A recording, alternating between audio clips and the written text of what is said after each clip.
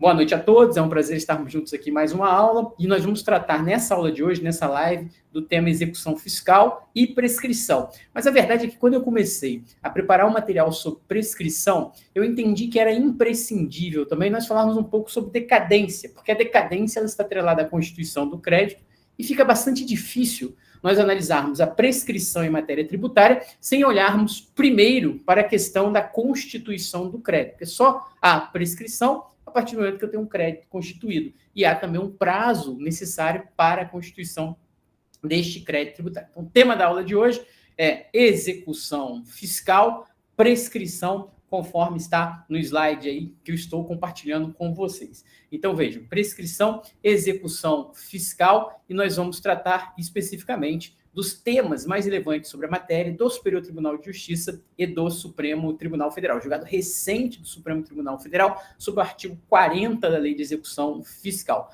Então, pessoal, para quem não me conhece, sou o professor Érico Teixeira, professor de Direito Tributário, Processo Tributário, juiz federal titular de uma vara de execução fiscal aqui na Seção Judiciária do Rio de Janeiro, e além do canal do curso ênfase, eu disponibilizo aqui o meu canal pessoal, né, o meu perfil no Instagram, @ericteixeira_prof, e um canal no YouTube, no qual eu compartilho vídeos relativos ao direito tributário e ao processo tributário, que é o canal da Escola Tributo e Processo. Então, para esta aula de hoje, para essa live de hoje, eu gostaria de começar com a seguinte indagação: quais são os prazos relevantes em matéria tributária? Quais são os prazos relevantes em matéria tributária? E para nós tratarmos desses prazos relevantes, é importante nós ficarmos atentos que, quando nós falamos em prazos, nós estamos falando do impacto do tempo, ou melhor, do passar do tempo, do transcorrer do tempo em relação ao direito tributário, seja em relação à constituição de um crédito, seja em relação à possibilidade de cobrança de um crédito. Vejam que até na chamada desse vídeo constou, né? Será que a dívida tributária é para sempre? E ela não é para sempre, porque o passar do tempo é inexorável, ele atinge a todos nós e atinge até mesmo os créditos tributários. Então, quais são os prazos relevantes em matéria tributária? E eu preparei um material aqui para vocês, partindo de dois institutos que talvez sejam aí, estão aí entre os institutos mais famosos do direito tributário, que é a questão da decadência e a questão da prescrição. Então, decadência e prescrição são dois temas absolutamente fundamentais quando se estuda o direito tributário. São duas formas aqui que vão extinguir o crédito tributário, né? A decadência vai impedir que um crédito seja constituído e a prescrição vai fazer com que um crédito já constituído seja extinto pelo decorrer do tempo, pelo passar do tempo, pela impossibilidade de se cobrar aquele crédito, que ele já vai estar extinto, né? Vejam que em matéria tributária o crédito é extinto pela decadência, então ele é cancelado se ele já tiver constituído na via, estando constituído na via administrativa, né? O crédito já está constituído, então ele vai ser cancelado e vai ser extinto e não vai haver mais a possibilidade da cobrança por execução fiscal e nem da prática aí de outros atos, né, de cobrança, ainda que não seja cobrança judicial, como, por exemplo, não vai poder protestar, não vai poder mais inscrever em dívida ativa, não vai poder inscrever em cadastros de crédito, o crédito simplesmente é extinto. Então, são dois temas absolutamente relevantes e absolutamente fundamentais para quem pretende conhecer, para quem pretende trabalhar, para quem pretende estudar matéria tributária. Então, vejam, quando nós falamos em decadência, o ponto inicial da nossa abordagem deve ser o artigo 173. Agora eu vou pedir para vocês prestem atenção aqui ao nosso slide, né, que está aqui do lado, o artigo 173 do Código, e vamos ler esse artigo juntos. O direito da Fazenda Pública constituir o crédito tributário extingue-se após 5 anos, contados do primeiro dia do exercício financeiro seguinte àquele em que o lançamento poderia ter sido efetuado. 2. Na data que se tornar definitiva a decisão que houver anulado por vício formal o lançamento anteriormente efetuado. Então, vejam que em relação à decadência, há uma questão interessante aqui, porque, de certa forma, o legislador, né, o Código Tributário Nacional, ele analisou essa contagem, ele manda contar a partir do primeiro dia do exercício seguinte. Então, vejam, se o fato gerador ocorre hoje, o lançamento poderia ser efetuado a partir de hoje, mas eu só vou começar a contar a decadência a partir do dia 1º de janeiro de 2024, por exemplo. Ou, tendo havido a constituição de um crédito, diz o inciso 2, se no âmbito do processo administrativo, por exemplo, houver uma decisão que anular aquele crédito por um eventual vício formal relativo ao procedimento administrativo, aí vai ser reaberto o prazo para que esse crédito seja novamente constituído. Então, são dois termos iniciais aqui que chamam a atenção. Então, você tem que ficar atento. que você tem que ficar atento aqui? Porque esses prazos não são prazos usuais. Como assim, professor? Eu não entendi essa afirmação, esses prazos não são prazos usuais? Não, porque o usual seria imaginar o seguinte, bom, se o lançamento diz respeito a um determinado fato que ocorreu no tempo e no espaço, seria razoável imaginar que o prazo iria decorrer a partir desse fato. Ocorreu o fato tirador, a fazenda teria aí 5 anos para constituir o crédito a contar do fato tirador. Mas é isso que determina o código? Não. Ele manda contar do primeiro dia do ano seguinte, do exercício financeiro seguinte. Isso significa, por exemplo, que nos termos do artigo 173, inciso 1, como eu falei anteriormente, que se o fato tirador ocorrer hoje, a contagem do prazo decadencial só vai começar em 1º de janeiro de 2024, não agora no mês de março de 2023. E se houver um vício formal e uma anulação de uma decisão anterior, aí eu vou contar a partir do momento em que essa decisão se tornar definitiva, segundo aqui os incisos 1 e 2 do artigo 173. E o parágrafo único ele ainda diz que o direito a que se refere esse artigo extingue-se definitivamente, com o decurso do prazo nele previsto, contado da data em que tenha sido iniciada a constituição do crédito tributário pela notificação ao sujeito passivo de qualquer medida preparatória indispensável ao lançamento. Então, o que diz a doutrina a respeito desse artigo 173, parágrafo único do Código Tributário Nacional? A doutrina diz o seguinte: aqui, na verdade, esse parágrafo único ele vai servir para eventualmente antecipar o prazo. Então, imagine, por exemplo, que ocorreu um determinado fato, o prazo decadencial iria começar a contar a partir do dia 1º de janeiro de 2024, mas a Fazenda, tendo tomado conhecimento desse fato antes do dia 1º de janeiro de 2024, notificou o contribuinte dessa situação, né, ou para prestar algum esclarecimento, ou da abertura de um processo administrativo, então vai antecipar o prazo para a data em que houver essa notificação ao sujeito passivo de uma medida preparatória considerada aqui indispensável ao lançamento. Então, essas são as regras de decadência, são regras confusas, são regras que muitas vezes as pessoas erram porque elas não são naturais, usuais. Resumindo, eu vou contar do primeiro dia do ano seguinte, aquele em que ocorreu o fato gerador do tributo, que é o ano em que o lançamento poderia ser efetuado. Esse prazo, se houver um vício formal, ele vai ser reaberto, vai ser contado todo de novo a partir da decisão definitiva que reconheceu esse vício. E se antes do primeiro dia do ano seguinte eu tiver a prática de um ato, de uma medida preparatória indispensável no lançamento, com notificação ao sujeito passivo, aí eu já não vou esperar até o dia 1º. Esse prazo vai ser antecipado para a data em que ocorreu essa notificação. Então, vejam que para a doutrina, o parágrafo único não pode jogar para frente, ele somente pode antecipar esse prazo. Espero que vocês estejam entendendo aí e acompanhando a aula. Comentem aí no chat, por favor, que eu vou seguir aqui.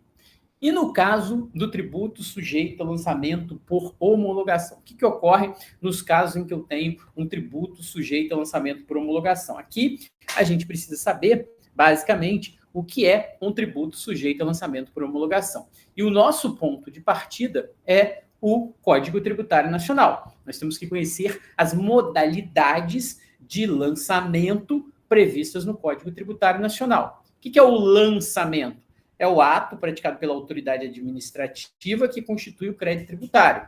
Ou seja, o lançamento é aquele ato praticado pela autoridade administrativa que constitui o crédito tributário. Ele pode ser um lançamento de ofício, quando todos os atos, toda a conduta necessária à constituição do crédito é feita de ofício pela autoridade administrativa. Eu não dependo aqui da participação do contribuinte. Aqui o contribuinte não tem que declarar nada, não tem que pagar nada, ele apenas tem que aguardar a notificação da constituição do crédito tributário. Ele não faz nada. Todos os atos necessários à constituição do crédito tributário aqui no lançamento de ofício são praticados pela Fazenda Pública. Uma outra hipótese de lançamento tributário está previsto no artigo 147, que é o lançamento por declaração. Nessas hipóteses de lançamento por declaração, o contribuinte tem que prestar uma informação à Fazenda Pública, o contribuinte tem que prestar uma informação à Fazenda Pública e, por sua vez, a Fazenda Pública, recebendo essa informação, processa a informação e notifica o contribuinte da constituição do crédito. Porque tem como se fosse uma atuação mista, uma atuação da Fazenda, do contribuinte, que é prestar a informação, cumprir aquela obrigação instrumental, acessória, que é prestar informação sobre a matéria de fato, conforme o que determina a lei. Só que ele presta a informação e aguarda. E aí ele aguarda essa informação, ele aguarda a constituição do crédito, que vai ser feita por quem?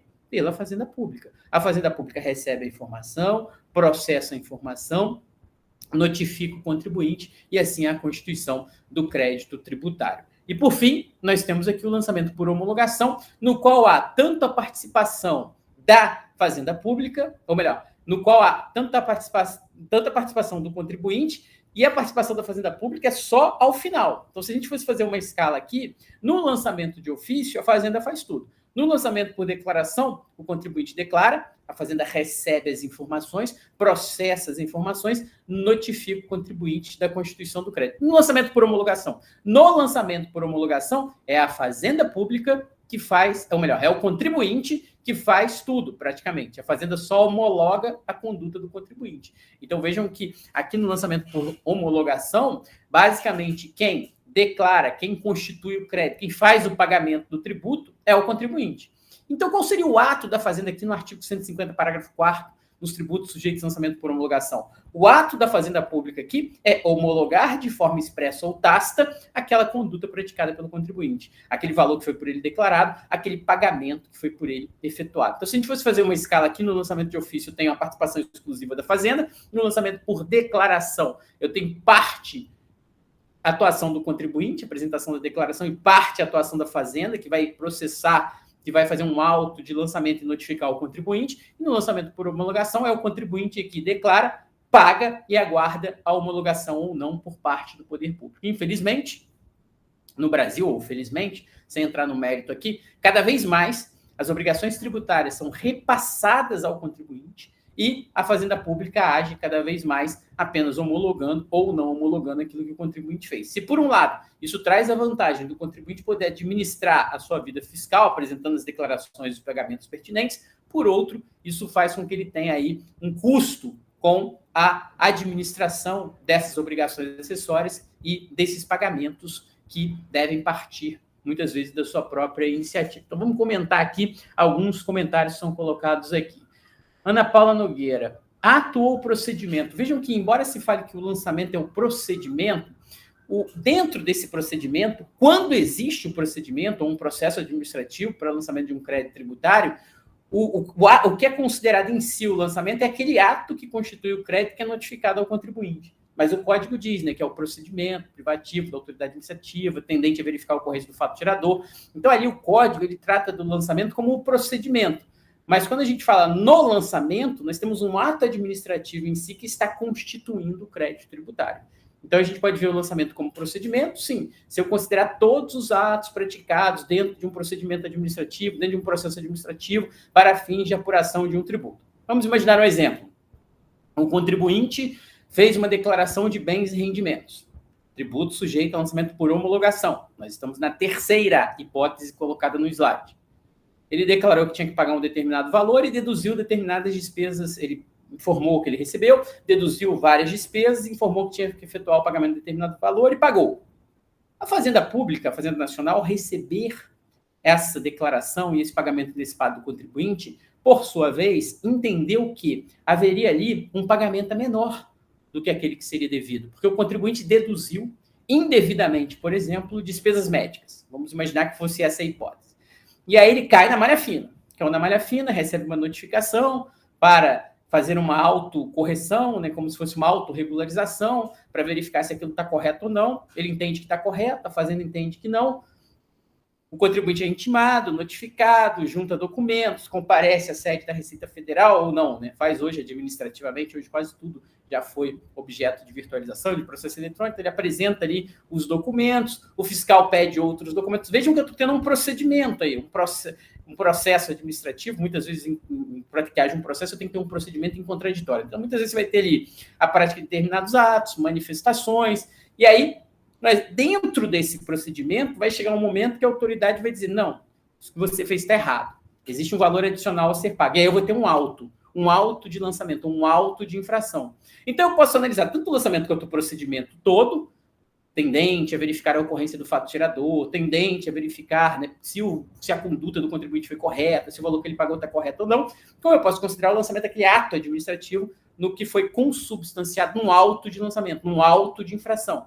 Porque é esse auto que eu vou ter ali a autoridade competente, é que eu vou ter ali a legislação aplicável, é que eu vou ter ali o valor devido e a notificação do contribuinte relativo ao que ele deve pagar. Então, ali o crédito é constituído. Quando o crédito é constituído? Quando eu recebo a notificação desse auto de lançamento, desse auto de infração.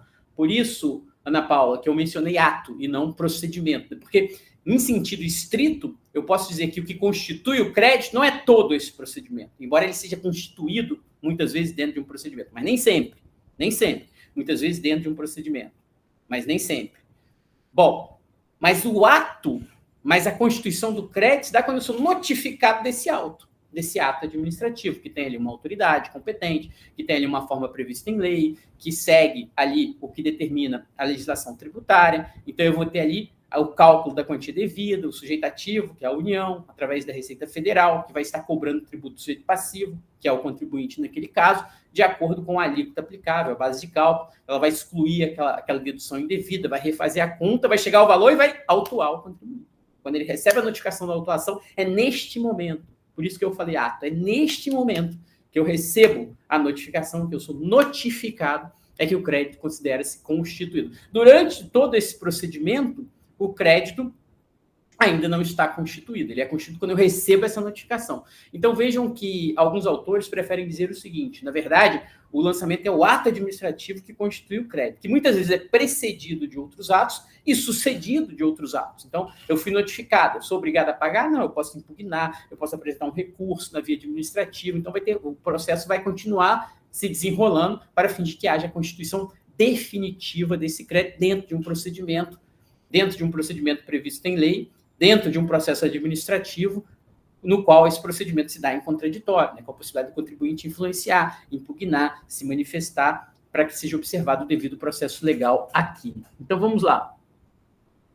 Agradeço dessa parte, está explicando, tá ok, só queria saber se teve muitos minutos. Andressa, o vídeo vai ficar disponível, peço desculpas aí pelo eventual atraso, enfim, a gente segue aqui. Se tiverem mais algumas dúvidas, pessoal, coloque aqui. Então, vejam, só para concluir, a Ana Paula colocou um comentário aqui. Ana Paula, veja, então, como diz parte da doutrina, né? Claro que o código fala que é o procedimento, então, se você vai fazer uma prova de concurso público, falar procedimento, reproduzindo a literalidade do Código Tributário Nacional, você vai marcar verdadeiro. Mas a doutrina vai dizer, parte da doutrina, pelo menos, né, que aprofunda no tema, vai dizer que eu posso ver tanto o lançamento como esse procedimento, como essa série de atos tendentes a gerar a constituição do crédito tributário, como eu posso analisar em sentido estrito o lançamento como sendo aquele ato que constitui o crédito tributário quando o contribuinte é notificado da constituição daquela dívida, muitas vezes precedida de determinados atos e sucedida de outros atos, como, por exemplo, um eventual recurso, uma impugnação, como eu mencionei anteriormente. Bom, por que nem sempre há um procedimento? O professor, você falou que nem sempre há um procedimento.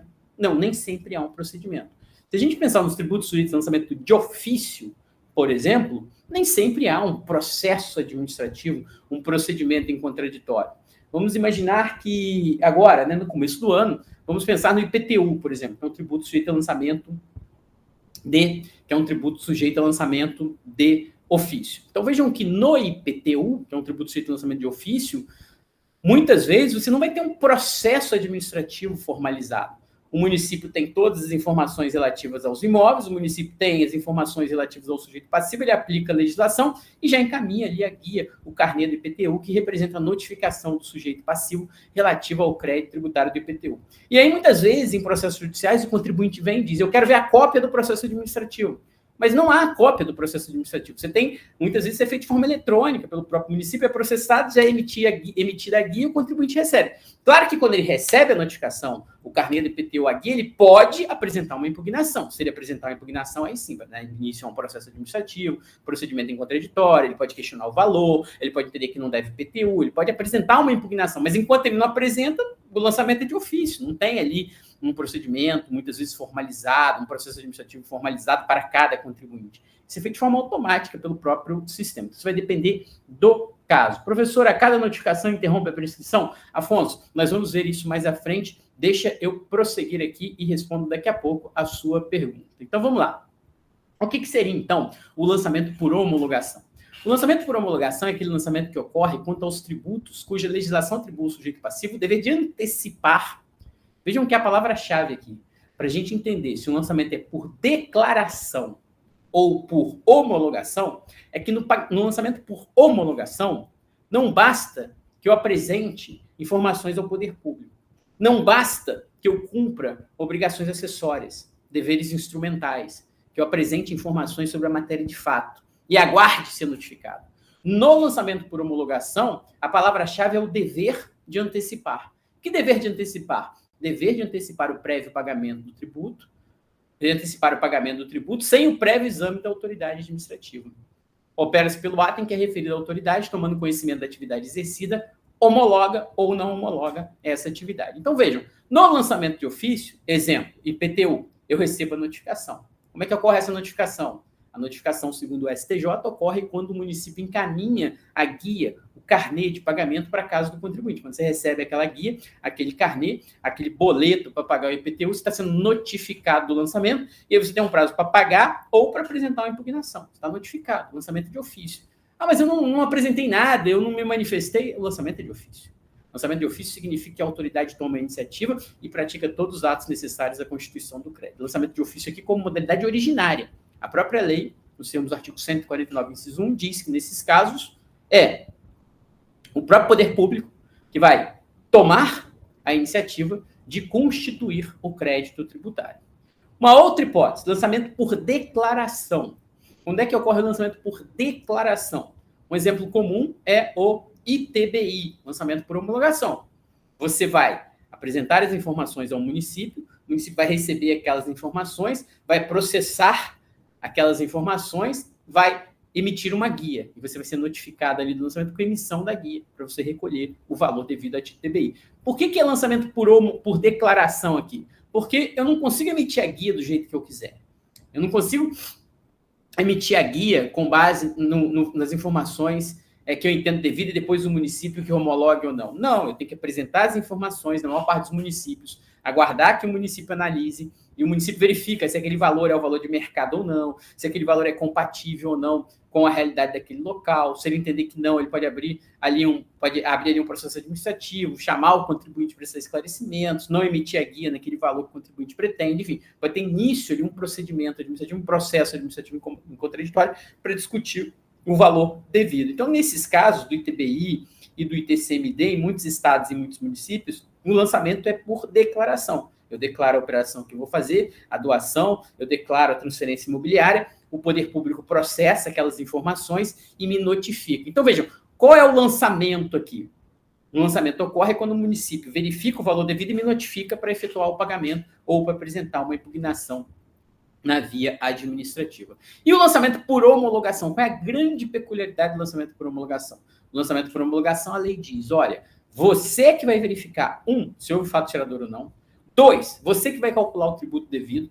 3, você vai efetuar o pagamento desse tributo devido. E 4, você vai me apresentar essas informações para que eu homologue, ou seja, para que eu concorde com essas informações ou não. Então, dependendo da modalidade de lançamento, o prazo decadencial vai ser contado de uma forma ou de outra e o prazo prescricional vai ser contado também aí a partir do momento em que eu considerar constituído de maneira definitiva estes créditos. Então, vejam, de acordo com o parágrafo 1º, o pagamento antecipado pelo obrigado, nos termos desse artigo, extingue o crédito tributário sob condição resolutória da ulterior homologação. Então, vejam, eu verifico se ocorreu o fato gerador ou não.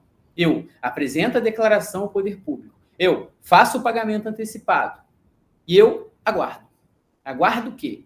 Aguardo o poder público processar aquelas informações que eu mandei e dizer se concorda ou não, homologar ou não aquela conduta do contribuinte. Então, vejam que essa situação é uma situação interessante, porque aqui eu tenho pagamento antecipado. E o exemplo mais usual, embora hoje muitos dos tributos federais, quase todos os tributos federais, estão sujeitos a lançamento por homologação, o mais conhecido é o imposto de renda. Imposto de renda, por exemplo, da pessoa física, que é muito próximo da nossa realidade, do nosso dia a dia.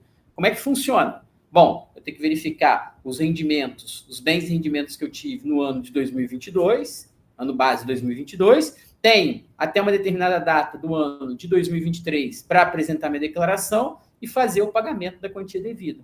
Essa declaração vai entrar em processamento, prazo durante o qual a Fazenda vai verificar se está correto ou não. E aí, das duas, das três, né? Ela pode simplesmente não fazer nada, e aí vai ocorrer a homologação tácita. Ela pode concordar com a minha conduta, e aí vai ocorrer uma homologação expressa, que não é comum. Ou ela pode dizer que eu agi de forma equivocada, e ela vai ter que lançar a diferença. E aí, veja que quando ela vai lançar a diferença, ela começa a agir de ofício. Por isso que nós temos lançamento de ofício como modalidade originária e como modalidade subsidiária, supletiva, complementar de lançamento. Veja, se eu fiz uma doação, tinha que apresentar uma declaração para pagar o ITCMD e não apresentei essa declaração, o Estado vai ter que agir de ofício. O tributo era sujeito de lançamento por declaração, mas como eu não fiz o que eu tinha que fazer, o Estado vai ter que atuar de ofício. Então, vejam, aqui se eu pago a menor o imposto de renda, por exemplo, se eu omito uma receita, por exemplo, a autoridade vai ter que abrir um processo administrativo. Eu vou ter que ser intimado para prestar informações. Ela vai constituir o crédito tributário através de um auto de lançamento, de um auto de infração. Vai me notificar para pagar aquela diferença. Eu posso recorrer na via administrativa. O processo pode ser julgado por uma delegacia de julgamento da Receita Federal, pode ir até Brasília, até o CARF, enfim. Aí eu vou ter todo um processo administrativo no qual vai ser observado um procedimento em contraditório para fins de apuração daquela diferença. Então, vejam que o lançamento de ofício ele pode estar presente em qualquer tributo, porque ele sempre vai ser utilizado como modalidade supletiva, subsidiária, quando o lançamento por declaração ou o lançamento por homologação não funcionarem corretamente, por algum equívoco, por alguma falha, por algum erro do contribuinte que deveria prestar uma informação ou que deveria efetuar um pagamento e não o fez de maneira correta. Então, vamos seguir aqui. Parágrafo 4º. Se a lei não fixar prazo à homologação, será ele de 5 anos a contar da ocorrência do fato gerador. Expirado esse prazo, sem que a Fazenda Pública tenha pronunciado, considera-se homologado o lançamento e definitivamente extinto o crédito, salvo se comprovada a ocorrência de dolo, fraude ou simulação. Então vejam, meus amigos, que aqui a situação é a seguinte: eu declaro, apresentei minha declaração de bens e rendimentos, agora no ano 2023, apresento a declaração de bens e rendimentos, ela vai entrar em processamento.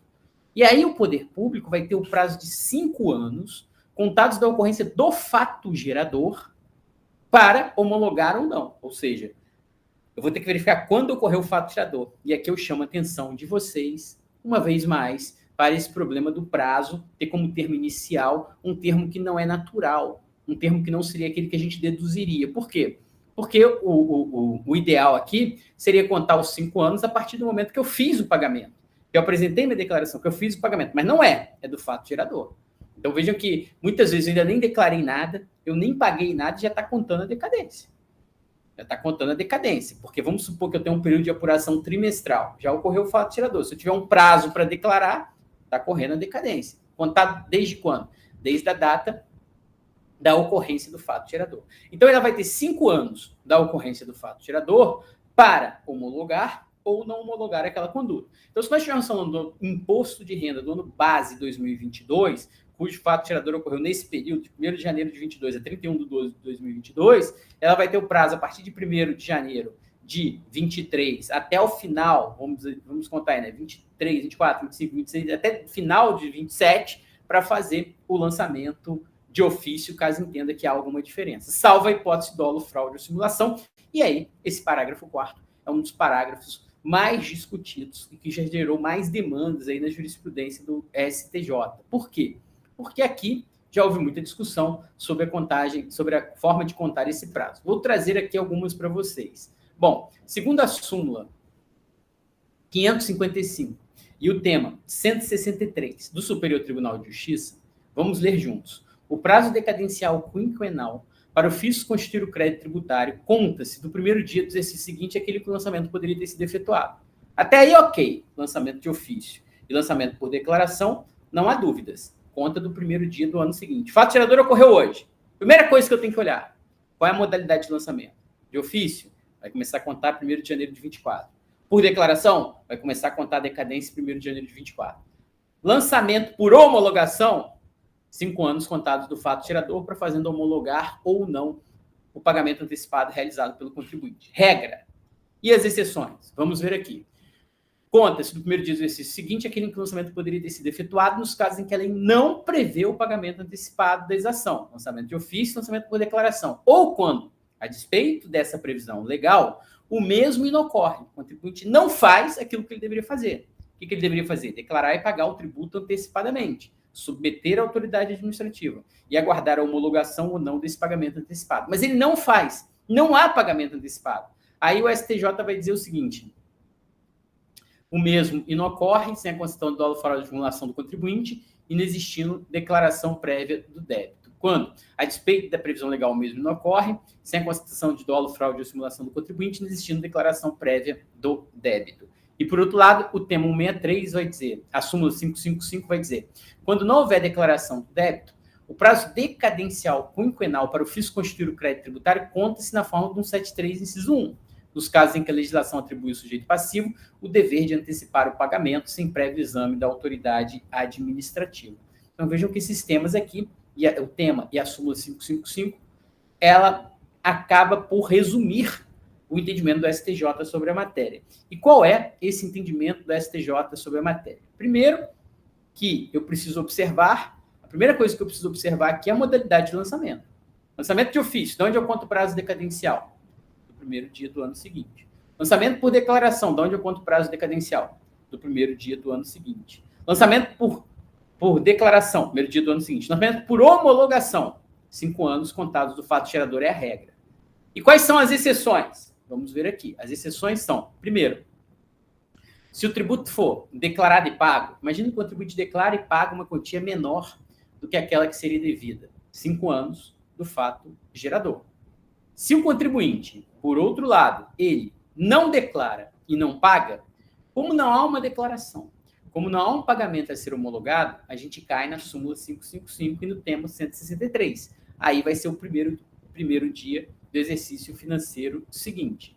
Por outro lado, se houver fraude, dolo ou simulação, vai ser o primeiro dia do exercício financeiro seguinte. Então vejam, qual é a regra nos tributos sujeitos a lançamento por homologação? 5 anos contados do fato gerador. Quais são as exceções? Aqueles casos em que não há pagamento antecipado a ser homologado ou aqueles casos em que houve dolo, fraude ou simulação. E o que eu tenho que fazer nesses casos? Contar do primeiro dia do exercício financeiro seguinte. Professor, muito confuso. Pode dar um exemplo? Posso. Imagine que eu declarei uma determinada... Aquele nosso exemplo. Eu declarei uma determinada verba, declarei os rendimentos que eu obtive em determinado ano base, declarei as deduções cabíveis, mas a Receita entendeu que uma determinada dedução era indevida. Que a dedução foi indevida e que o tributo devido seria maior do que aquele que foi pago. E aí começou uma discussão na via administrativa. O contribuinte foi intimado a prestar esclarecimentos, ele foi, juntou documentos, a Receita pediu um laudo, que aquilo era realmente uma despesa de saúde, ele juntou lá um documento, um laudo, juntou o recibo correto, e aí o fiscal, não, está errado. Autuou. Auto de lançamento, o contribuinte é notificado. Qual o prazo para constituir o crédito tributário nessa situação? 5 anos contados do fato gerador. Salvo se tiver havido dolo, fraude ou simulação. Ele fraudou um documento para pagar menos tributo. Ele simulou uma situação para pagar menos tributos. Aí, o prazo vai ser contado do primeiro dia do ano seguinte. Então, vejam, se eu fosse contar 5 anos do fato gerador, o fato gerador ocorreu no ano base de 2022. Eu já estaria contando a decadência a partir de 1º de janeiro de 23. Agora, se eu considerar dolo, fraude ou simulação, como a declaração foi apresentada só, por exemplo, em abril de 23, aí o lançamento somente poderia ser efetuado em 23, vai começar a contar só de 1º de janeiro de 24, ou seja, o prazo é jogado para frente. Repetindo, se o tributo não foi declarado e não foi pago, como não há algo ser homologado, eu vou contar a partir do primeiro dia do exercício financeiro seguinte. Se houve dolo, fraude ou simulação, eu vou contar do primeiro dia do exercício financeiro seguinte. Se houve pagamento antecipado, mas a Fazenda não concorda, não quer homologar aquela quantia e pretende cobrar uma eventual diferença, eu vou contar 5 anos do fato gerador. Tranquilos, pessoal? Até aqui, mandem aqui, dá um ok aí, por favor. Comentem aqui, eu estou com o chat aberto aqui, estou com o celular analisando. Estão acompanhando? Está muito rápido? Estão entendendo? Qualquer dúvida, crítica, comentário, sugestão, interajam aí. Se tiver tudo ok, dá ok para que eu possa seguir, para que a gente possa tratar dos temas polêmicos sobre a matéria. Então vamos lá. Excelente aula, obrigado aí pelo elogio, entendi, ótimo, agradeço aí, porque a melhor coisa do professor é quando vê que o aluno entendeu, né? Eu sempre que eu explico algum tema, tem uma fala, né, do Clóvis, que ele fala o seguinte, que ele gosta da maneira que ele fala, né? E eu me identifico com ele, eu também gosto da maneira que eu explico, porque eu entendo o que eu falo, mas eu sei que nem todo mundo entende o que eu falo, porque para mim isso já é uma coisa tão natural, como eu já expliquei esse tema diversas vezes, como eu trabalho com esse tema, muitas vezes eu entro num estado aqui de fluxo, vamos dizer assim, que as coisas vão sendo explicadas naturalmente, mas eu tenho medo de atropelar quem está pelo caminho, quem não trabalha com a matéria todo dia, quem não estudou a matéria há tanto tempo como eu estudo. Então, eu pedindo desculpas aí, caso esteja atropelando vocês, peço que gritem aqui no nosso chat, comentando aqui. Se estiver gostando, dê um ok aí. Obrigado pelos elogios, pessoal. Selma, Marcos, Júnior, ótimo. Vamos seguir aqui, então. Agradeço aí a resposta e o feedback de vocês. Então, vamos lá. E se o tributo for declarado e não pago? Aqui é que muita gente erra. Declarei, por exemplo, meu imposto de renda e coloquei lá, ó, eu tenho que pagar o DARF, tenho que pagar R$5.000 de imposto de renda. Botei lá meus bens e rendimentos, todas as rendas que eu obtive no ano base de 2022, processei minha declaração. Quando você termina de processar a declaração, já é emitido aquele DARF. Emiti o DARF, olhei para o DARF, olhei para a conta, olhei para o DARF, olhei para a conta e falei, não vou pagar não. Não vou pagar não. Não paguei. Vejam que tem uma situação que o tributo, ele foi... Não é uma situação que o tributo foi declarado e pago, então eu não tenho pagamento antecipado nesse caso. Ele não foi não declarado, porque eu declarei a quantia devida, e nós não estamos falando de fraude, dolo ou simulação. A situação que o contribuinte fez tudo o que ele deveria fazer, mas ele não pagou, não tinha dinheiro para pagar. Não pôde pagar, não quis pagar. Não estamos entrando no mérito aqui do porquê ele não pagou. Estamos dizendo que ele não pagou. Declarou e não pagou.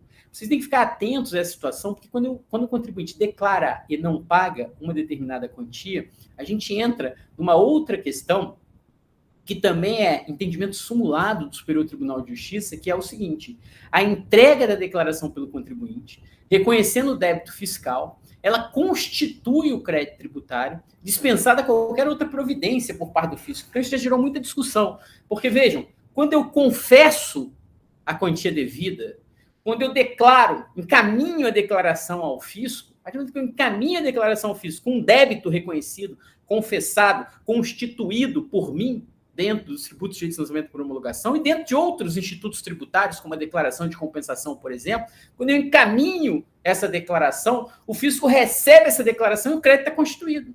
A dívida está confessada.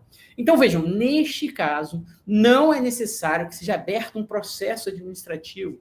Nesse caso, não é necessário que a Fazenda Pública faça um auto de infração, notifique o contribuinte, porque o crédito já está constituído por quê? O crédito está constituído da própria declaração apresentada pelo contribuinte. O crédito já está constituído pela própria declaração apresentada pelo contribuinte. Então, vejam, a súmula 436, ela diz o seguinte: a entrega de declaração pelo contribuinte, reconhecendo o débito fiscal, constitui o crédito tributário, dispensada qualquer outra providência. Então, nesse caso, quando a Fazenda recebe essa declaração, passa o prazo de pagamento e eu não pago, o que ela tem que fazer?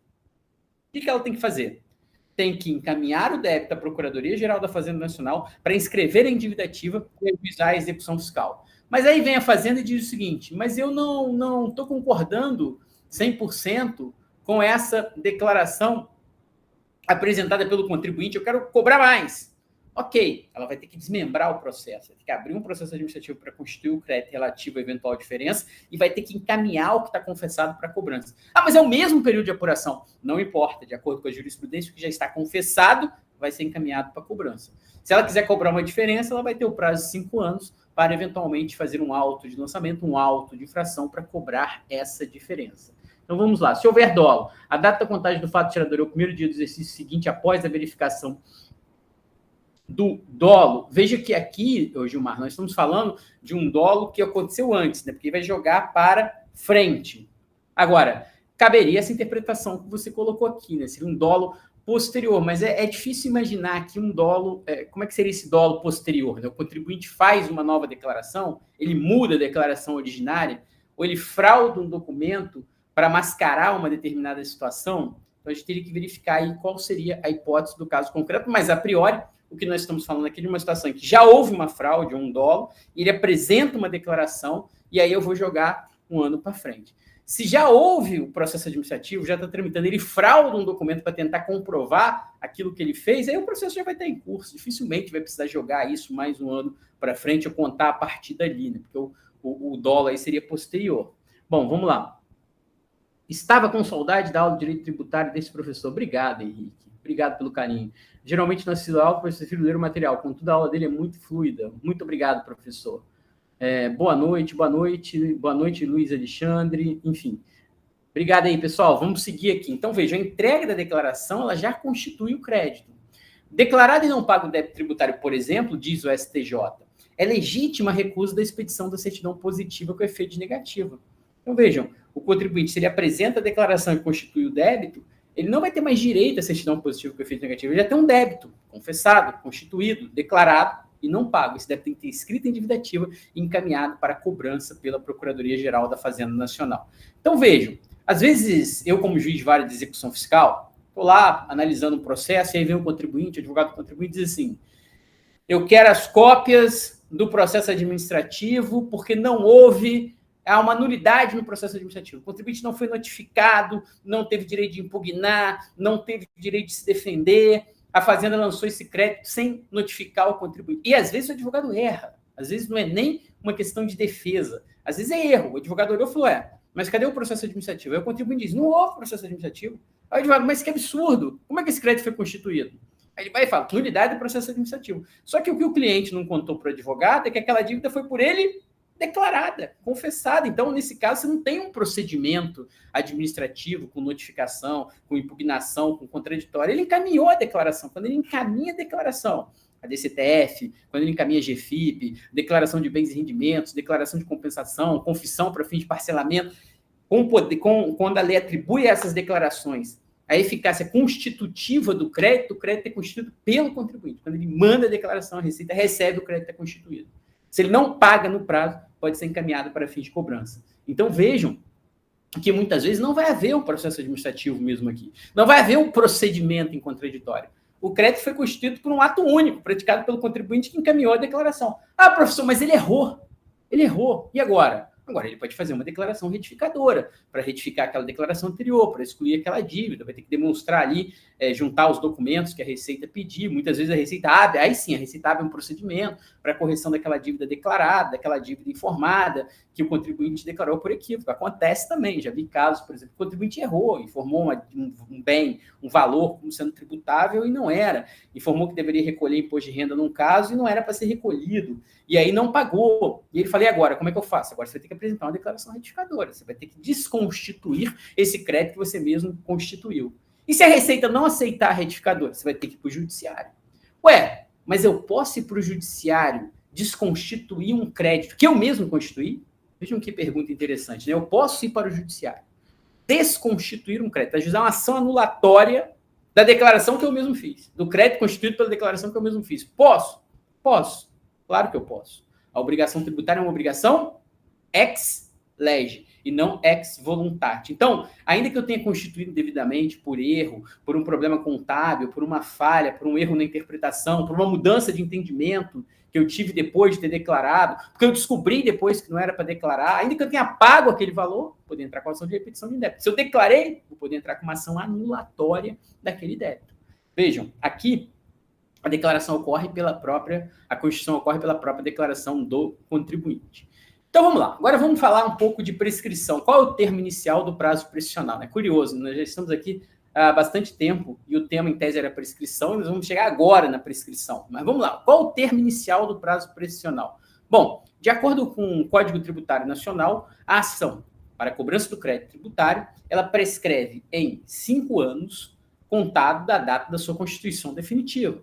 Então vejam, a partir da constituição definitiva do crédito, eu teria 5 anos, a Fazenda, né? Eu não, a Fazenda, eu tenho mania de tudo falar eu, gente, então assim, não, é ruim quando eu dou exemplos negativos, né? Porque aí eu não paguei, não sou eu falo eu, é meramente exemplificativo. Então vamos lá, a Fazenda teria o prazo de 5 anos para fazer a cobrança daquela dívida, contados da constituição definitiva. Vamos lá, Daniel, declarado não pago crédito tributário formado, se errou, pede declaração retificadora. Se não aceitarem, vai para o judiciário? Anulatória? Sim. Na verdade, o que acontece aqui? Só para fechar esse parênteses, que isso é algo que acontece com alguma frequência. O contribuinte faz uma declaração. Quando eu falo contribuinte, não é só uma pessoa física, não. Uma pessoa jurídica também. Faz lá, DCTF. E aí, muitas vezes, depois ela quer mudar um item da declaração. Fala, olha, eu declarei aqui 1 milhão, mas era 800 mil, porque esses 200 mil aqui estão errados. Só que o problema é o seguinte, depois que você declara e informa um valor como devido para a Receita, se você faz uma declaração retificadora para reduzir o valor, Como é que isso funciona na prática? Na visão do contribuinte, como foi ele que confessou e agora ele que está corrigindo, deveria ser automático.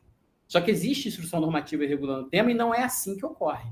Como é que ocorre na prática? Quando você manda uma retificadora reduzindo a dívida, a Fazenda abre um processo para analisar a questão. Ela vai abrir ali um procedimento para verificar se o que você está reduzindo está correto ou não. E muitas vezes ela vai te estimar para trazer os documentos, para esclarecer, para apresentar provas daquela situação. E aí isso dá problema, às vezes, né? Porque em muitos desses casos, eu já tive a oportunidade, por exemplo, de atuar num caso no judicial em que o contribuinte fez uma retificadora na pessoa jurídica, falou, olha, eu quero retificar a minha declaração aqui, porque a interpretação que eu fiz não era correta, eu mudei a maneira de ver, e a interpretação correta é essa. Então, ele tinha feito uma declaração, informou um débito, em vez de pagar, ele fez uma retificadora. Então, quando ele faz essa retificadora, ele foi chamado a esclarecer. E aí, o que acontece? Muitas vezes, a Fazenda não concorda com a retificação. E aí, não vai ter outra alternativa, a não ser ir ao Poder Judiciário e ajuizar ali um mandado de segurança, uma ação anulatória, para desconstituir aquele crédito que o próprio contribuinte, nesse caso, constituiu. Então, vai ter que ser aqui ou uma declaratória, entre aspas, porque essa declaratória vai ter uma eficácia constitutiva negativa, né, desconstitutiva do crédito, vai ter quase como uma eficácia anulatória para desconstituir aquela declaração que ele fez. Então, o contribuinte vai dar o nome de ação declaratória, de declaração de inexistência de relação jurídica tributária, que obriga a pagar aquele valor e, portanto, que desconstitua aquele crédito que a Fazenda pretende cobrar, atribuindo o efeito, a declaração retificadora é feita. O problema é que isso, às vezes, nem sempre é feito de forma automática. Não é que a Receita não vai concordar. Muitas vezes ela concorda, mas nem sempre é na dinâmica, na velocidade que o contribuinte pretende. Então, qual é o prazo para cobrar? Pessoal, voltando aqui, 5 anos contados da constituição definitiva do crédito tributário. E a gente já entra aqui numa outra celeuma, que é a questão da constituição definitiva do crédito. O que diz aqui o tema 383 do Superior Tribunal de Justiça? Está pequeno. Agora vamos olhar para o slide e vamos ler juntos. O prazo prescricional quinquenal para o fisco exercer a pretensão de cobrança judicial do crédito tributário conta-se da data estipulada como vencimento para o pagamento da obrigação tributária, declarada mediante DCTF, GIA, entre outros, nos casos de tributos sujeitos a lançamento por homologação, em que, não obstante cumprido o dever instrumental de declaração da exação devida, não restou adimplida a obrigação principal, pagamento antecipado, nem sobreveio qualquer das causas suspensivas de exigibilidade do crédito tributário ou interruptivas do prazo prescricional. Então, aqui a gente está falando desse caso, que o contribuinte declara e não paga. Então, venceu a dívida, a partir dali, a Fazenda já pode encaminhar para a inscrição em dívida ativa, a partir dali começa a correr a prescrição, 5 anos. Então, 5 anos da constituição definitiva, postergada aqui ao vencimento, na verdade, nesse caso, tributos sujeitos a lançamento por homologação. Declarei, constituí, passou o prazo para pagar, não paguei, a partir do vencimento começa a contar o prazo de 5 anos, o que é razoável, né? Porque até então a Fazenda não poderia cobrar esse valor. Prescrição durante o processo administrativo. Acho que essa foi uma dúvida que colocaram aqui. Existe prescrição intercorrente durante o processo administrativo? Vejam que o que eu vou colocar aqui agora é um tema muito criticado por alguns autores, pela doutrina, um ponto que muitos contribuintes e advogados consideram equivocado na jurisprudência, enfim, que é o entendimento atual sobre prescrição intercorrente no processo administrativo. Vejam que, segundo uma súmula antiga do extinto Tribunal Federal de Recursos, existia antes da Constituição de 88, anterior ao Superior Tribunal de Justiça, mas ele tinha uma súmula que continuou sendo usada durante muito tempo, e é usada ainda hoje, que diz o seguinte: constituído no quinquênio, através de auto de infração ou notificação de lançamento do crédito tributário, não há que se falar em decadência. Então, vejam, até onde eu vou contar a decadência? Professor, você falou aí, pode voltar para mim aqui, pode deixar o slide, mas voltando aqui os alunos para mim, deixa a tela lá, que quando for para ler o slide, eu vou ler o slide. Vejam bem, você falou que o poder público que a Fazenda Pública tem 5 anos para constituir o crédito tributário. 5 anos contados do primeiro dia do ano seguinte, ou 5 anos contados do fato gerador, conforme o caso. 5 anos contados do primeiro dia do ano seguinte, ou do fato gerador, conforme o caso. Tributo sujeito a lançamento de ofício, tributo sujeito a lançamento por declaração, 5 anos do primeiro dia do exercício seguinte. Lançamento por homologação, a regra, 5 anos do fato gerador. Se não houver pagamento antecipado, 5 anos do primeiro dia do exercício seguinte. Se houver dolo, fraude ou simulação, 5 anos do primeiro dia do exercício financeiro seguinte, de acordo com o entendimento do Superior Tribunal de Justiça a respeito da matéria. Bom, dito isso, a gente volta um pouco aqui para a questão de decadência e prescrição. Isso é um tema difícil aqui de entender, porque é o seguinte, olha, constituído no quinquênio, através de um auto de infração ou de uma notificação de lançamento do crédito tributário, não há mais que se falar em decadência. Qual era a tese que estava sendo sustentada aqui? Vejam, imaginem vocês que a Fazenda tinha 5 anos para constituir um crédito tributário relativo ao imposto de renda da pessoa física. O contribuinte declarou e pagou, a Fazenda não concordou com a dedução da receita médica, pretende fazer um auto de lançamento, um auto de infração para cobrar o valor devido e aplicar a multa pela dedução indevida do contribuinte. Ela faz um auto de lançamento de infração para constituir o crédito tributário e a multa tributária relativa àquela conduta indevida do contribuinte. A priori, como nós não estamos falando aqui de dolo, fraude ou simulação, nós estamos falando de interpretação da legislação tributária, vamos imaginar que seja uma questão interpretativa. Nós estamos falando de interpretação da legislação tributária, seria 5 anos do fato gerador. Imagine que, faltando 30 dias, 20 dias, 10 dias para acabar esse prazo, a Fazenda notifica o contribuinte desse auto de lançamento, desse auto de infração. Ele, dentro do procedimento administrativo, é apurada a quantia devida e o contribuinte é notificado, faltando 1 dia para terminar o prazo. Foi notificado. Ele recebe aquela notificação e na notificação vem escrito assim: você tem um prazo para pagar ou apresentar uma impugnação. O contribuinte diz: vou apresentar um recurso na via administrativa, nos termos do artigo 151 do Código Tributário Nacional. Ele pode recorrer na via administrativa, ele pode impugnar aquele auto de infração na via administrativa. Ele apresenta uma impugnação, ele apresenta um recurso, não se conforma com o julgamento da delegacia da Receita Federal de julgamento, vai até o CARF, perde. Vamos imaginar que fosse uma hipótese de CARF ainda. Vai até o CARF e perde, vai esgota a via administrativa. E vamos imaginar que essa discussão dure mais 3 anos.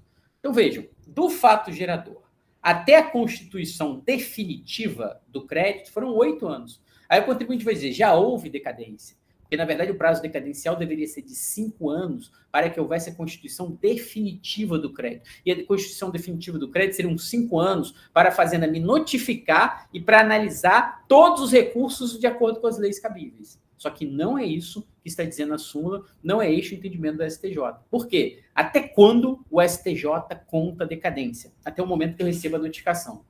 Então, a Fazenda está processando, eu tenho lá o procedimento tendente a verificar a ocorrência do fato tirador, para apurar a diferença devida, enfim, ou para apurar a quantia devida, e eu sou notificado da infração. Aí eu parei de contar a decadência. Eu sou notificado para quê? Para pagar ou para apresentar uma impugnação. Se eu pago, tudo resolvido.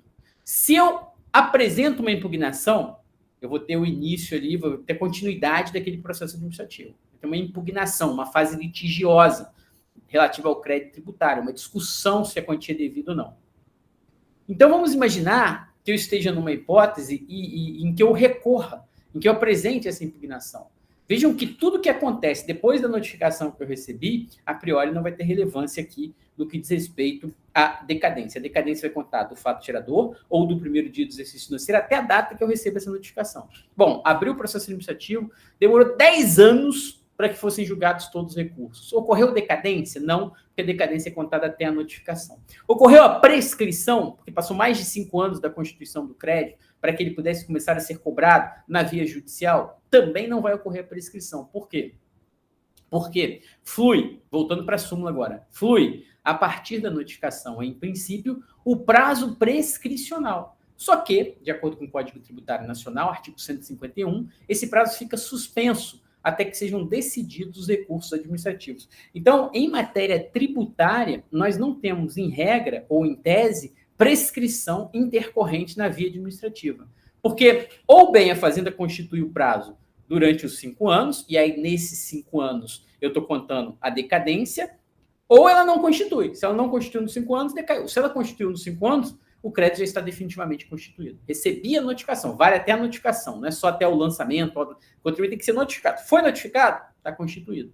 E a partir dali, óbvio, não vai poder ser constituída mais uma diferença, um outro valor, ou revisto aquele valor. Mas aquele que foi constituído pela notificação, dali para frente, beleza, já não há mais falar em decadência. A partir dali, o contribuinte teria o quê? Um prazo para pagar ou impugnar. Se ele paga a extinção do crédito. Se ele apresenta uma impugnação, vale lembrar que os recursos e as reclamações apresentadas nos termos das leis que regem o processo administrativo tributário, elas suspendem a exigibilidade do crédito tributário. Então, ele não pode ser cobrado enquanto não julgar todos os recursos. E se os recursos demorarem 1 ano, 2 anos, 3 anos, 4 anos, 5 anos, 10 anos, exigibilidade suspensa. E aí um ponto importante, vale um asterisco aqui. As hipóteses de suspensão da exigibilidade do crédito tributário são também, de acordo com a doutrina e com a jurisprudência, hipótese de suspensão do curso da prescrição. Não entendi isso, professor. Ora, se a Fazenda não pode cobrar, o entendimento é que, como o crédito está suspenso, com a exigibilidade suspensa, como esse crédito não pode ser cobrado, então, a partir daí, também não haveria que se falar em prescrição, porque não há inércia, não há mora, não há aqui um comportamento indevido por parte da Fazenda. Bom, o Afonso colocou aqui, a Fazenda sempre notifica ad eterno. Pois é, o problema aqui não é nem análise dos recursos quando eles são complexos, o problema é que às vezes o processo fica parado, que às vezes o processo demora muito. Então nós temos um estoque gigantesco de processos hoje pendentes de julgamento do CARF, por exemplo. Então, demora a ser analisado o recurso, demora a ser distribuído para uma turma, para uma Câmara, demora a ser analisado, demora a ser julgado, demora muito para ser analisado. E aí, o Superior Tribunal de Justiça firmou o entendimento no sentido de que não haveria aqui prescrição intercorrente na esfera administrativa.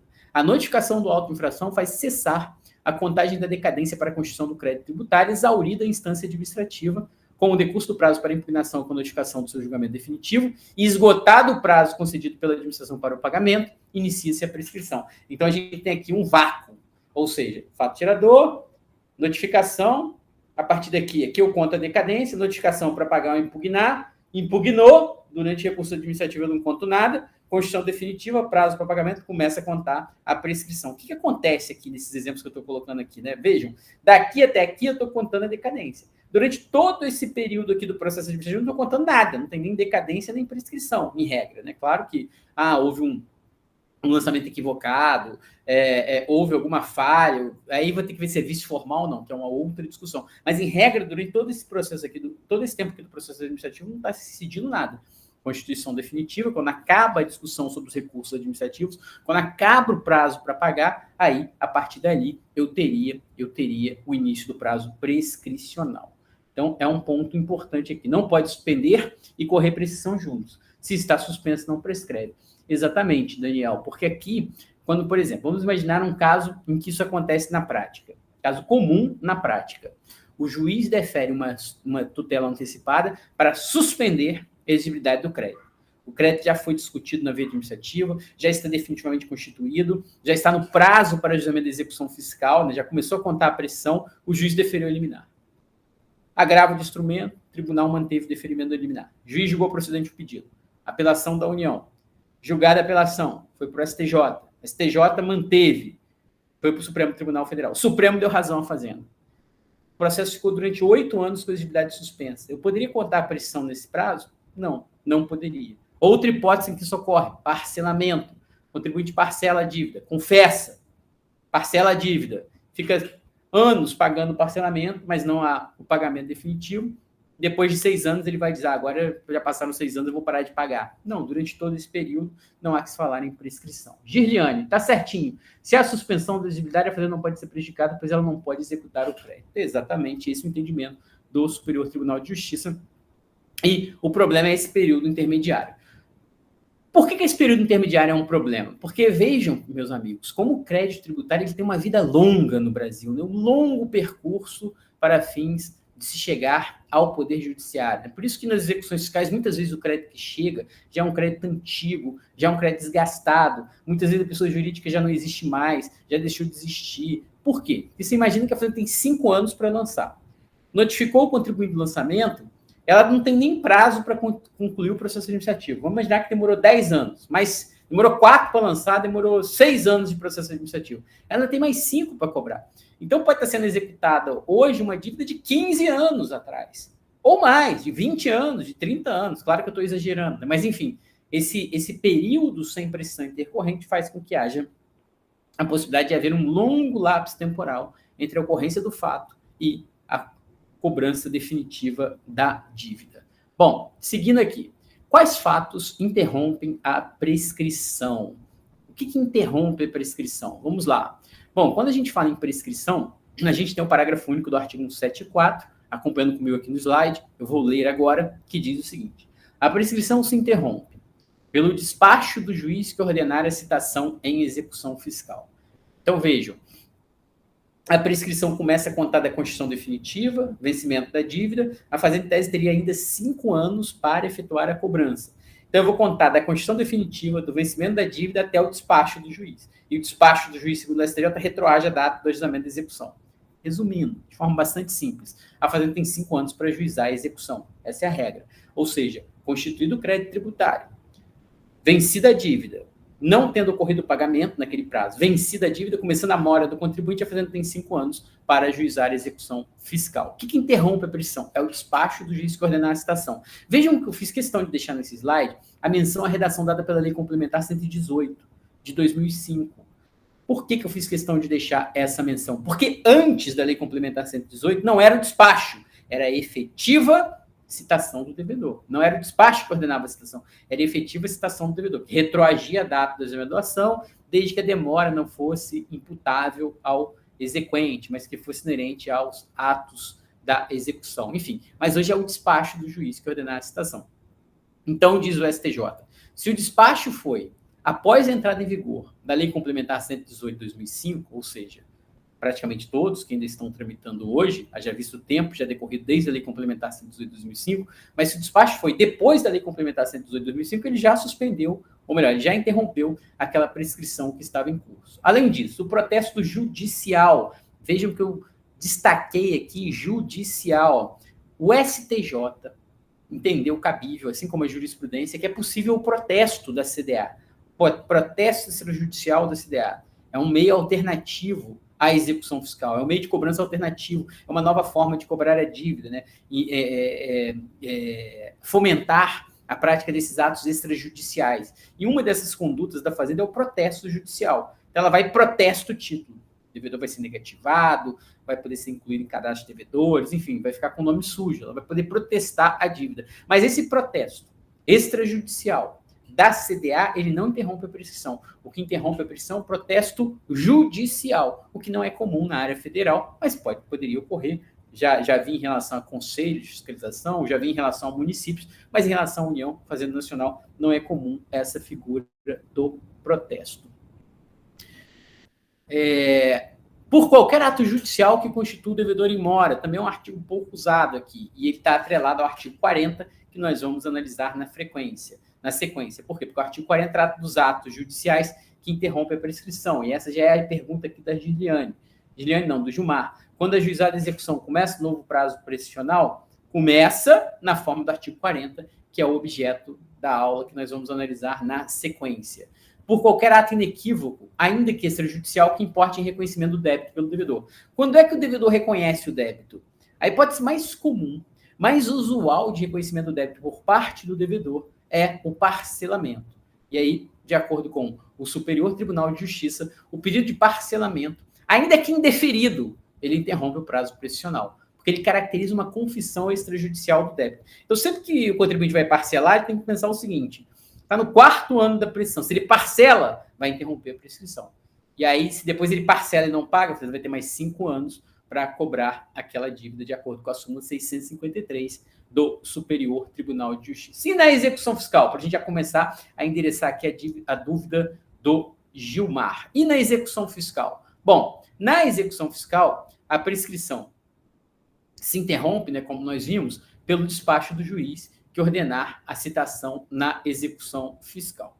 De acordo com o Superior Tribunal de Justiça, proposta a ação no prazo fixado para o seu exercício, a demora na citação por motivos inerentes à justiça não justifica o acolhimento da arguição de prescrição. Essa súmula 106 era muito usada em matéria tributária e em execução fiscal antes da redação atual do Código Tributário Nacional, porque antes era citação. Então, como era citação, eu tinha que verificar o que houve, desde o ajuizamento da ação até a citação, para verificar se eventual demora era imputável ao judiciário ou imputável a alguma conduta indevida da Fazenda Pública que atrasou o processamento daquela execução. Então, vejam, proposta a ação no prazo fixado para o seu exercício, demora na citação por motivos inerentes ao mecanismo da justiça, não justifica o acolhimento da arguição de prescrição. Se a gente fosse atualizar a súmula a 106, não a súmula, né, mas a aplicação da súmula à execução fiscal hoje seria proposta da ação no prazo fixado para o seu exercício, 5 anos contados da constituição definitiva, do vencimento da dívida, a demora no despacho que determina a citação não pode ser imputável à Fazenda Pública. Isso, inclusive, foi dito expressamente pelo Superior Tribunal de Justiça ao julgar o REST 1.120.295. De acordo com o ministro Luiz Fux, o Código de Processo Civil, no artigo 209, parágrafo 1º, artigo ainda que Código anterior, estabelece que a interrupção da prescrição pela citação retroage a data da propositura da ação, o que na seara tributária, após as alterações promovidas pela Lei Complementar 118, conduz ao entendimento de que o marco interruptivo atinente à prolação do despacho que ordena a citação do executado retroage a data do ajuizamento da execução. Então, hoje, o que interrompe a prescrição, resumindo, o que interrompe a prescrição é o despacho que ordena a citação. E esse despacho retroage a data do ajuizamento da execução fiscal. Ah, mas o juiz demorou 6 meses para dar o CITSE. Isso não pode ser imputável à Fazenda Pública, então, em última análise, o despacho vai retroagir a data da distribuição da execução fiscal. Claro que aqui nós poderíamos discutir novas teses, algumas teses tributárias interessantes, mas acho que não é o espaço. A gente vai abrir um leque muito grande. Mas só a título de exemplo. E se a Fazenda ajuizar no último dia, né? Será que o juiz não teria um prazo para dar o CIT? Se ela ajuiza no último dia, não seria culpa dela o despacho não ter ocorrido no prazo devido? Outra situação interessante. Se o juiz verifica que há uma hipótese ali de eventual decadência, prescrição, manda a Fazenda se manifestar, manda a Fazenda corrigir algum equívoco da inicial, será que a demora do despacho não teria sido culpa da Fazenda? Bom, mas isso é irrelevante para nós aqui. Para fins de prova de concurso público, você vai dizer o seguinte: de acordo com a jurisprudência do Superior Tribunal de Justiça, o despacho do juiz que interrompe a prescrição, ele retroage a data da distribuição da execução fiscal. Bom, ainda aqui. E o artigo 40 da LEF? O artigo 40 da LEF é o artigo que estabelece, que trata da prescrição intercorrente em matéria tributária. É o artigo que trata da prescrição intercorrente em matéria tributária. O que é prescrição intercorrente? É aquela que ocorre durante o processo. É a prescrição que ocorre durante o processo de execução fiscal. Então, vejam que em matéria tributária, nós temos duas prescrições aqui, que são diferentes. Uma prescrição, que é aquela que ocorre antes do ajuizamento da ação. Essa prescrição, ela ocorre antes do ajuizamento da execução fiscal. Ou seja, ela vai ser computada da constituição definitiva, do vencimento da dívida até o despacho do juiz que retroage a data do ajuizamento da ação. Essa prescrição pode ser conhecida pelo juiz, o juiz pode julgar extinta a execução fiscal, pode considerar que o crédito está prescrito, tudo isso ok, de acordo com o STJ. E nós temos uma outra prescrição, que é aquela que é chamada intercorrente.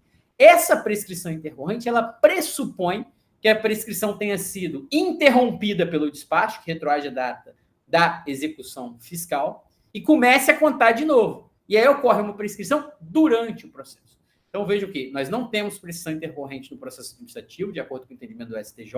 Nós temos a possibilidade de prescrição na via administrativa, se demorar mais de 5 anos para ajuizar a execução fiscal sem nenhuma causa de suspensão ou de interrupção da prescrição, contado do vencimento da dívida. E nós temos a prescrição intercorrente no processo judicial, nos termos do artigo 40 da LEF. E o que diz o artigo 40 da LEF? Que o juiz suspenderá o curso de execução enquanto não for localizado o devedor ou encontrados os bens sobre os quais possa recair a penhora. E nesses casos não correrá a prescrição. Então vejam, o juiz despacha o CITSE. Quando ele despacha o CITSE, interrompe a prescrição. Retroage a data do ajuizamento da ação. E aí é expedido um mandado de citação, e aí não é localizado o devedor. Ou não são encontrados bens passíveis de penhora.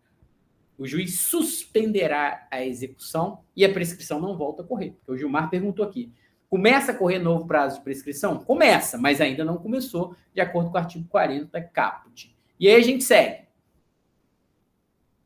Bom, poderia o artigo 40 caput da LEF tratar de uma hipótese de suspensão da prescrição, que fala que não correrá a prescrição, não deveria voltar a correr?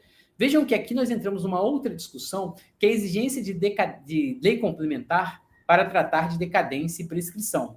De acordo com a Constituição de 1988, cabe à lei complementar estabelecer normas gerais em matéria de legislação tributária, especialmente sobre prescrição e decadência. Então, vejam, os prazos decadenciais e as hipóteses de interrupção e suspensão desses prazos a priori tem que estar prevista em lei complementar, de acordo com o entendimento do Supremo Tribunal Federal, e mais do que isso, de acordo com a súmula vinculante número 8 do Supremo Tribunal Federal. São inconstitucionais o parágrafo único do artigo 5º e os artigos 45 e 46 da Lei 8.212.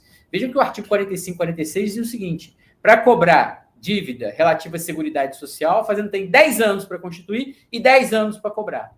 Poderia uma lei ordinária desconsiderar o prazo de 5 anos para constituir, 5 anos para cobrar do CTN?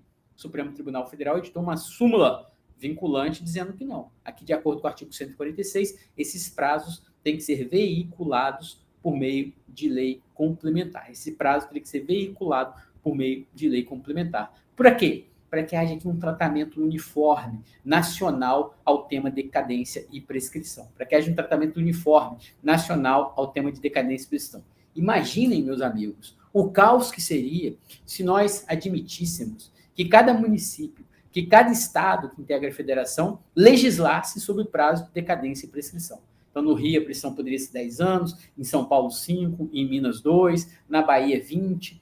Como é que ficaríamos nessa situação? E em cada um dos milhares de municípios no Brasil? O Supremo falou, não, os prazos de decadência e prescrição têm que estar em lei complementar. Essa lei complementar é que tem um caráter nacional e esses prazos e as hipóteses de interrupção e suspensão desses prazos são as hipóteses previstas no CTN, tem status aqui de lei complementar nacional que tem que ser observada por todos os entes políticos, inclusive pela União. Então, é inconstitucional a ampliação do prazo estabelecida pelo artigo 45 e 46 da Lei 8.212. E vejam que esse artigo 5º do Decreto-Lei dizia que quando a dívida fosse difícil cobrança, a Fazenda não poderia não ajuizar a execução, suspender a cobrança e não correria, nesse caso, a prescrição. E o STJ falou não, o Supremo Tribunal falou não, porque aí você está estabelecendo uma hipótese de suspensão da prescrição fora daquilo que prevê o Código Tributário Nacional. Ué, professor, mas não é isso que faz a LEF? Vamos lá aos parágrafos do artigo 40 da LEF.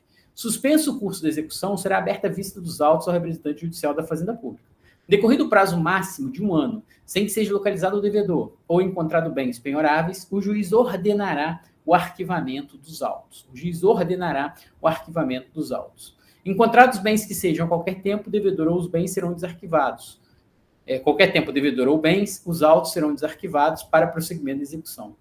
Se da decisão que ordenar o arquivamento tiver decorrido o prazo prescricional, o juiz poderá de ofício reconhecer a prescrição intercorrente. Então, a gente volta aqui para a questão colocada no nosso chat, que é a seguinte: a prescrição volta a correr? Volta a correr. Volta a correr quando? Volta a correr depois de 1 ano da não localização do devedor ou dos bens. Ué, professor, mas poderia a lei ordinária, a LEF, estabelecer que é daqui a 1 ano? Vejam que aqui a situação é diferente. Ela não está tratando de interrupção ou suspensão da prescrição. Ela está dizendo como eu vou contar a prescrição intercorrente em matéria de processo judicial tributário. Vejam que não existe prescrição intercorrente no processo administrativo, segundo o STJ, exatamente porque não existe uma lei regulando. E aqui a lei está regulando. E foi exatamente por essa razão que o Supremo Tribunal Federal decidiu que é constitucional o artigo 40 da Lei 6.830, tendo natureza processual o prazo de 1 ano de suspensão da execução fiscal. Após o decurso desse prazo, inicia-se automaticamente a contagem do prazo prescricional tributário de 5 anos. Então, vejam, esse prazo estabelecido pelo artigo 40, de acordo com o Supremo Tribunal Federal, é um prazo de natureza processual. Então, o Estado do Rio de Janeiro não pode estabelecer uma hipótese de suspensão da prescrição, não pode estabelecer uma hipótese de interrupção da prescrição, mas o prazo estabelecido no artigo 40 da LEF é um prazo processual. Aí ele está regulando a prescrição intercorrente, ele não está suspendendo nem interrompendo, ele está dizendo como eu vou contar no âmbito do processo. E aí cabe à União legislar sobre processo civil nos termos do artigo 22, salvo engano, da Constituição de 88. Então, o Supremo disse aqui é a União legislando sobre processo. O Estado poderia fazer isso? Não. O município poderia fazer isso? Não. Mas a União pode legislar sobre processo e ele está regulando sobre o processo de cobrança das dívidas tributárias. E aí, esse prazo seria, de acordo com o Supremo, um prazo processual previsto em... os prazos precisariam estar em lei complementar, para que haja uma uniformização desses prazos.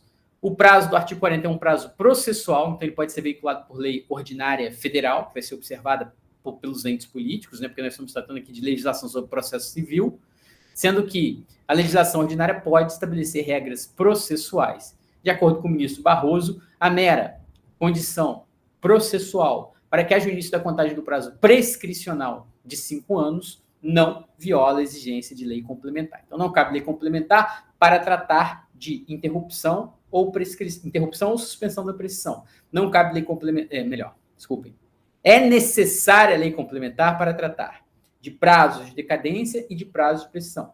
É necessária a lei complementar para tratar das hipóteses de interrupção e suspensão desses prazos. Só que o artigo 40 da LEF foi considerado um prazo processual, uma mera condição para que haja início da contagem do prazo prescricional. Da onde eu conto o prazo prescricional de 5 anos, que o prazo continua sendo 5 anos, previsto no Código Tributário Nacional, na prescrição intercorrente, judicial. Eu conto esse prazo depois de passado um ano, se não for localizado o devedor ou bens. Então vejam que aqui o próprio ministro Luiz Roberto Barroso também falou o seguinte: o artigo 40 ele deve ser lido de modo que após um ano de suspensão da execução fiscal, a contagem do prazo prescricional de 5 anos se inicia automaticamente, sem necessidade de despacho de arquivamento dos autos.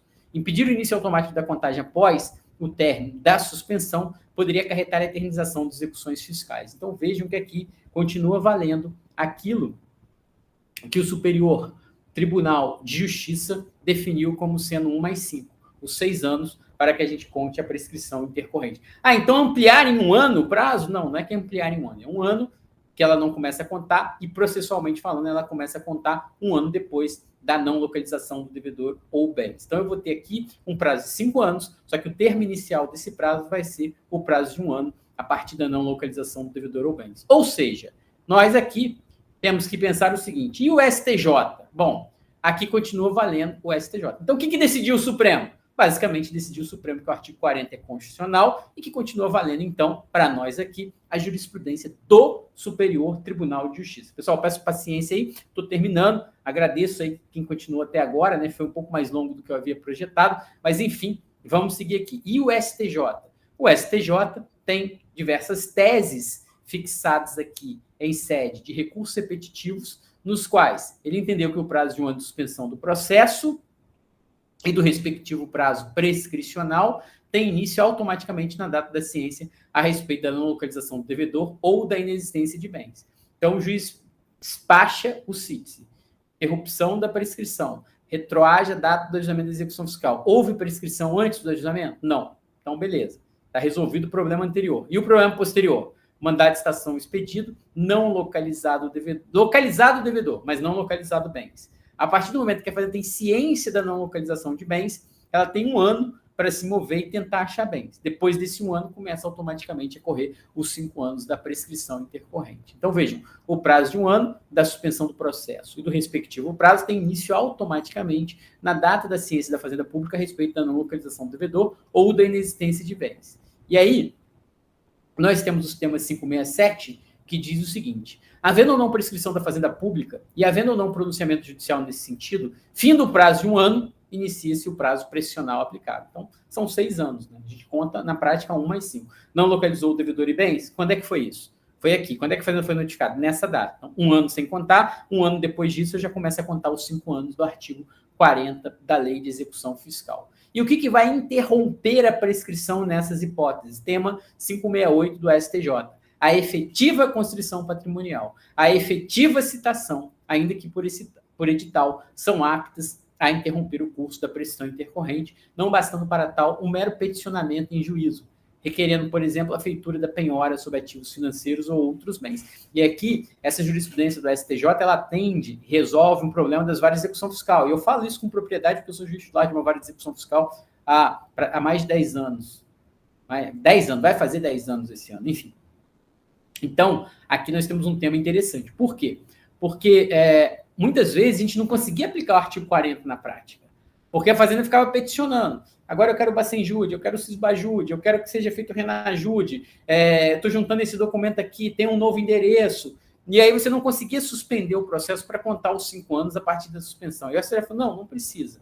Primeira notícia que ela tem, primeira intimação da não localização de bens, 1 ano. A partir desse 1 ano, 5 anos. 1 ano, mais 5, 6 anos, e aí nós temos a configuração da prescrição, a não ser que haja alguma hipótese de interrupção. E o que interrompe? Alguma medida que seja efetiva. Alguma medida judicial efetiva. que constitui o devedor em mora, para a gente voltar lá ao artigo 174. E que medida judicial efetiva é essa que constitui o devedor em mora, que seria suficiente para interromper a prescrição? Efetiva citação ou efetiva constrição patrimonial. Então, vejam, de acordo com a súmula 569, havendo ou não petição da Fazenda, havendo ou não pronunciamento judicial nesse sentido, fim do prazo de 1 ano de suspensão, inicia-se automaticamente o prazo prescricional. E mais do que isso, segue aqui o STJ. A Fazenda Pública, em sua primeira oportunidade, se ela quiser alegar falta de citação, deve alegar na primeira oportunidade, que já é um outro tema, coloquei só porque está na sequência. Então, vejam, o STJ vai dizer o seguinte, o que diz o STF? Que essa suspensão de 1 ano é constitucional porque é só uma questão de organização, de gestão processual.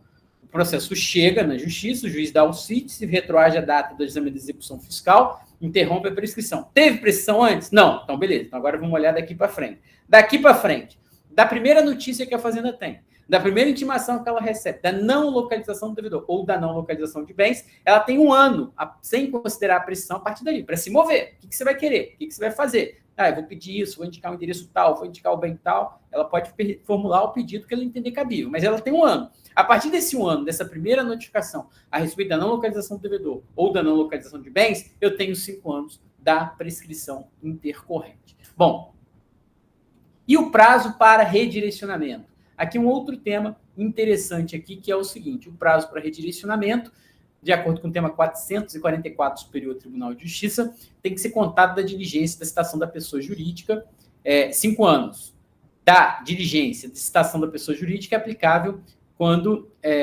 o referido ato for precedente a esse ato processual. Isso aqui é uma coisa que gerou muita discussão também, porque a hipótese mais comum de responsabilidade no Código Tributário Nacional, que se aplica na execução fiscal, é aqueles casos que a empresa não é localizada. Então, imagine que não foi localizado o devedor. Da onde eu vou contar a prescrição para redirecionar para o sócio daquela empresa devedora que foi extinta irregularmente? A partir do momento que foi constatada a dissolução irregular. Então, veja, o que o STJ vai dizer aqui? Se o redirecionamento for relativo a um fato anterior, aí a citação da pessoa jurídica vai interromper em relação a todos. Qualquer um devedor citado, a citação de um deles vai aproveitar a Fazenda em relação a todos os demais. Agora, por outro lado, se, eventualmente, ela quer redirecionar depois, por causa de uma dissolução irregular, por exemplo, aí o prazo que ela tem, pela teoria da actio nata, utilizada pelo STJ, são 5 anos a partir do momento que ela teve ciência desse ato, o que geralmente ocorre quando o oficial de justiça faz a certidão negativa, no sentido da não localização do devedor, naquele endereço informado. Então, aqui o STJ tem aplicado muito em relação à matéria tributária e à execução fiscal a questão da actionata. Se eu pretendo reconhecimento do grupo econômico, um redirecionamento, uma inclusão em polo passivo, eu tenho que verificar o seguinte, quando surgiu esse direito? Quando a Fazenda teve ciência desse ato? Contar 5 anos daí, não lá da citação, não lá da interrupção da prescrição, porque ali não havia ainda direito exercível em relação a esses codevedores. Bom, meus amigos, essas eram as principais observações que eu queria fazer na aula de hoje. Agradeço quem ficou até agora.